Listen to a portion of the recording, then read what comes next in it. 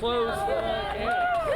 Our main argument is that the administration is doing an end run around what Congress enacted. Congress made clear that merely going through another country was not a basis to deny someone asylum.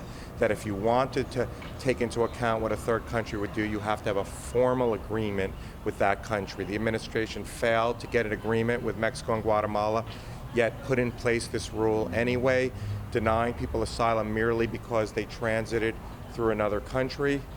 The judge was very well prepared and noted that the government's own record showed that things were very dangerous in Mexico and had little to no information about how you could apply for asylum in Guatemala. You know, we've seen everything from taking children away to one asylum ban, now another asylum ban, to making families wait in Mexico to come back to apply for asylum. It's, I think, a very dangerous road we're going on, and I would urge people to look back in history. Right now it's Central Americans who are in danger and need the asylum laws, but it's not always been just Central Americans, of course. It's lots of other groups, and I think people forget how many other groups in this country have needed protection. And you know, you want to ask your grandparents, your great-grandparents, sort of how they got here, what protection they needed.